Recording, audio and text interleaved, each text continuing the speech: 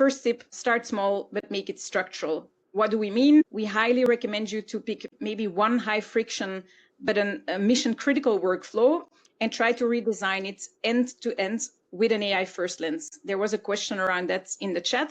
So don't just automate existing tasks, but really try to reimagine the whole flow as if it's built from the ground up with 80% of the work done by AI. And that really helps to create, let's say, living proof inside the organization of what an AI native workflow looks like. We're actually actively applying it with some of our scale-up clients, for instance, in the space of paid socials. And yeah, it's leading to some first results. Second, also make sure to shift the focus from use cases to domain reinvention. We all talk about use cases. Instead of trying to think use cases or think I need a tool that helps me to do better, let's say customer segmentation, ask how can we redesign our approach to acquiring new customers. So avoid hunting those disconnected use cases, but think domain reinvention, because we see that adopting that broader lens helps to create coherence and also ensure that every project builds into a larger shift and allows for that compounding advantage.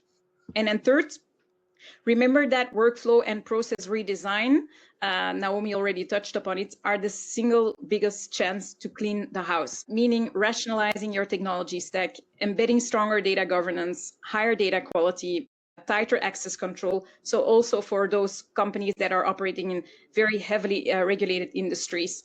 These investments are not just about making AI work, they are about strengthening the very foundations of the business. So cleaner, more reliable data, simpler and more secure systems, faster change cycles, and also teams that can learn and adapt in real time. Again, what I've seen in the industry is that too often tech implementation, process design, data governance are all treated as separate tracks and dealt with by different people, while in reality, they are actually inseparable and need to be combined.